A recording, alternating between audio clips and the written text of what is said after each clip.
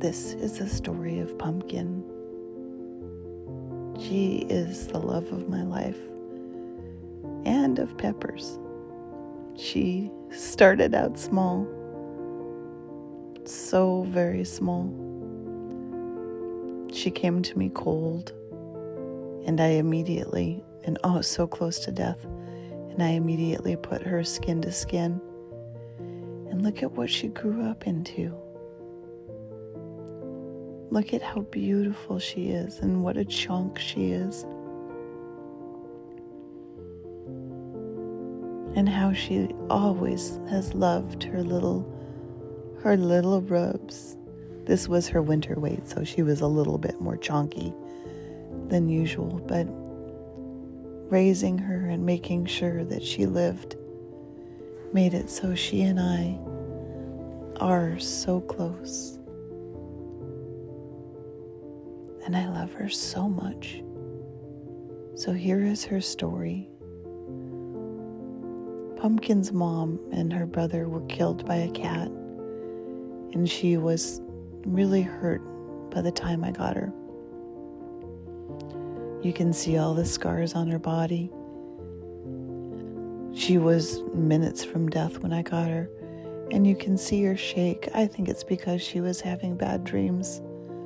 She had a very, very hard start, and I did not think she was going to survive, but I knew that like all mammals and all animals and all nature, that they need to feel loved and wanted, and so I gave all of my love to her. And she started growing big. This is right before she opened her eyes. She learned to trust me completely. Probably because I was feeding her every 2 hours. You can see her little hands and feet get really big here. She just has ginormous hands and flippers. But she knows who I am, and you can see her smile right there, where she's like, I am loved. And she is so loved. Here she is with her own little stuffed little squirrel, and how she could fit in the palm of my hand. For a little while there, I tried a toothbrush to see if I could get the itchies out a little bit better, but she just preferred my finger. And she would sleep so cute. I would spend hours just looking at this little piece of magic straight from the forest. She would cuddle and look as cute can be. And then look at that tummy. She was spending all of her time eating. I basically stopped everything and centered my life around this beautiful little squirrel. I'd had a lot of loss in my life with my mom passing away. And so this is one of the ways that I dealt with my grief, by pouring my love into this little critter. You can see the scar right on her forehead, but you can see also how she's growing. She loves potato chips. She loves to lick the salt off of them. And she's my little buddy who helped me when I was grieving my mom. These little woodland creatures are so beautiful, so cute, and have such a big personality.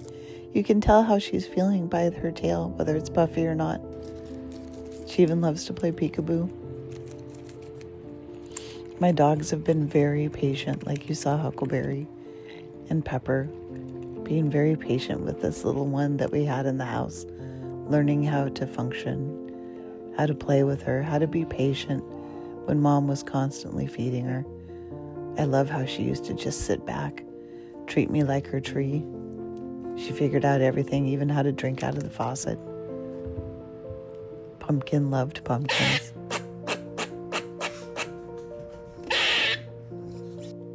She started getting really good at telling me when she was angry, and then getting into absolutely everything. Here she is eating one of her favorite foods, mushrooms. Another one of her favorite foods was any time Mom had flowers in the house. I learned quickly that flowers probably weren't going to survive long here. She made it through the winter. She made herself very comfortable here. You could not bring out ice cream without her coming and stealing it. My button, aren't you?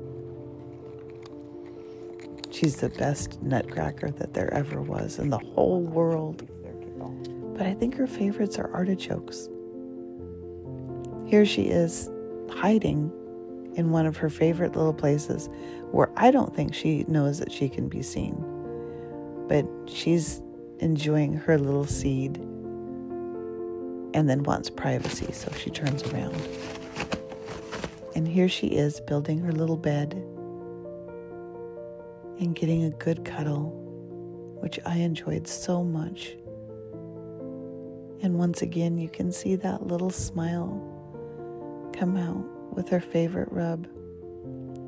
This is one of my favorite videos where she's just sitting in her favorite spot, just being a chonk. I seriously don't know if I've ever seen anything this cute. She's just enjoying herself. Look at you get that down. Oh my She God. loves to pretend like she's a ninja. Somersault. If you leave anything on the floor, she'll ninja it, including Pepper. She's got a great relationship with Pepper. She lets us all know who the boss of the house is. She's always eating something and generally loves everything, and sometimes really freaks out about it. But as she grew older, she got good at being a wrestle squirrel. I can't see her being very good with other animals. Who's a wrestle squirrel? I worry so much about her because this is her full-on attack mode. One day she went outside and went, "Whoops, I don't like this at all," and then came back into the safety of her pitcher where she could just take her chubs and hang out. She comes when she's called. If I come into the house and I call Pumpkin, she comes running. And then here's where she decided she'd like a little bit more privacy in her her water pitcher.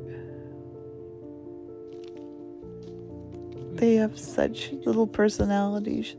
Little Pumpkin, once again, destroying my house flowers. But I'm so in love and she's so cute that now I just bring her flowers from outside, which is a pure joy. That is a morel mushroom. And here she is looking at me.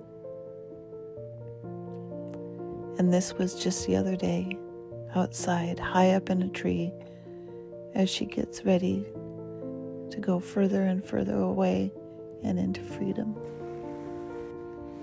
My mom used to call me Pumpkin all while I was growing up, and now this little pumpkin has brought so much love and beauty into my life.